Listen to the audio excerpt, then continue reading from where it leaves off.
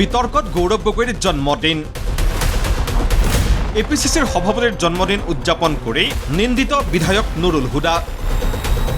মাদ্রাসাত গৌরব গগৈর জন্মদিন উদযাপন করা বিধায়ক নুরুল হুদার বিরুদ্ধে প্রতিবাদ। এই দৃশ্যকেইটা চাওক। প্রথমে সমূহীয়া দোৱা আৰু তাৰ পাছত আটাইৰে মাজত সমূহীয়া ভোজ ভাত। বিধায়ক নুৰুল হুদাই নিজেই বিলাইছে মিঠাই। বৃহস্পতিবাৰৰ এই দৃশ্য আছিল জুৰিয়াৰ পৰমাই ভেটি দাৰুল হাদিছ ইছলামিয়া মাদ্ৰাছাৰ। প্ৰদেশ কংগ্ৰেছৰ সভাপতি গৌৰৱ গগৈৰ জন্মদিন মাদ্ৰাছাতে উদযাপন কৰিলে ৰূপহীহাটৰ বিধায়ক নুৰুল হুদাই।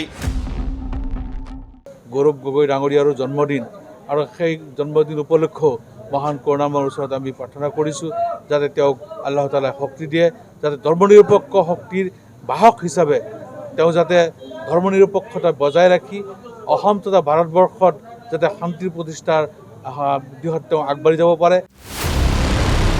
পিছে গৌৰৱ গগৈৰ উপজা দিন উদযাপন কৰি এতিয়া বিতৰ্কত বিধায়ক নুৰুল হুদা। এপিসিসিৰ সভাপতিজনৰ জন্মদিন পতাৰ 24 ঘণ্টাৰ পাছত বিধায়কজনৰ বিৰুদ্ধে আৰম্ভ হৈছে প্ৰতিবাদ। মাদ্ৰাছাত ৰাজনৈতিক নেতাৰ জন্মদিন উদযাপন কৰাৰ বাবে বিধায়ক হুদাক ক্ষমা খুজিবলৈ দাবী ৰাইজৰ। প্ৰতিনিধি হৈ পেলাই ইছলামৰ ন্যূনতম জ্ঞান নথকা এজন বিধৰ্মী লোকৰ যেনেকৈ কথাবিলাক উপস্থাপন কৰিছে, আমি এই অঞ্চলৰ সচেতন মহল হিচাপে আমি লজ্জা বোধ কৰিছোঁ। অনাগত দিনত নুৰুল হুদাক আমি এই বৃহত্তৰ দগা অঞ্চলৰ পৰা আমি সকীয়াই দিছোঁ। তেখেতে এই বিষয়ত অনতিপলমে ৰাইজৰ ওচৰত ক্ষমা বিচাৰক, গোটেই অসমবাসীৰ ওচৰত ক্ষমা বিচাৰক। নুৰুল হুদা বিৰোধী বিভিন্ন শ্লোগানেৰে এইদৰেই প্ৰতিবাদী ৰাইজে উত্তাল কৰে জুৰিয়াৰ 10 গাঁৱৰ ৰাজপথ। ইছলাম ধৰ্মত জন্মদিন উদযাপন কৰাটো নিষিদ্ধ বুলি দাবী কৰি একাংশ প্ৰতিবাদকাৰীৰ যুক্তি। তেওঁৰ কিমানখিনি ক্লাছ 4, 5, 6ৰ ল'ৰা ছোৱালীয়েও এইটো জানে যে জন্মদিন পালন কৰা ইছলামত হাৰাম। কোন অৰ্থত, কোন যুক্তিত তেওঁ জন্মদিন পালন কৰিব মাদ্ৰাছাত আহি? এইটো কোনটো হাদিছত আছে? কোন যুক্তিত এই মুছলিম সমাজক বিপথে পৰিচালিত কৰিব? কোন যুক্তিত পশ্চিমীয়া সভ্যতাৰ যিবোৰ বাৰ্থডে চেলিব্ৰেশ্যন, কালি খ্ৰীষ্টমাছো চেলিব্ৰেশ্যন কৰি দিব নেকি? খ্ৰীষ্টমাছতো যীশুৰ জন্মদিন, তো যীশুৰ জন্মদিনো পালন কৰি দিয়ক খ্ৰীষ্টমাছ। তো সব হালাল হৈ যায় নেকি ৰাজনীতিৰ কাৰণে?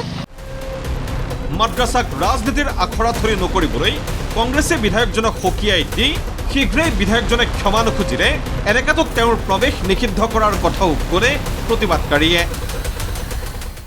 গৌৰৱ গগৈ ডাঙৰীয়াক সন্তুষ্ট কৰিবৰ কাৰণে এই ব্লেকমেইলিং ৰাজনীতি আৰম্ভ কৰিছে। আমি এই জগাৰ পৰা পৰমাই বেটিৰ পৰা সকীয়াই দিছোঁ।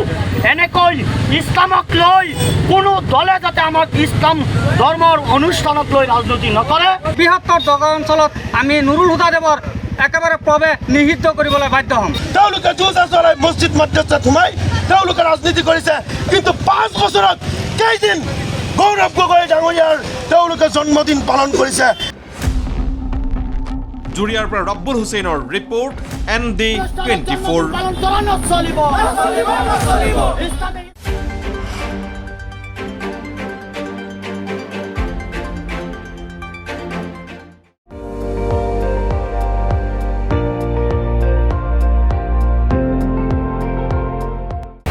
আপুনি চাই আছে ND24, সৰ্বশ্ৰেষ্ঠ নহয় সৰ্বোত্তমৰ দৌৰত।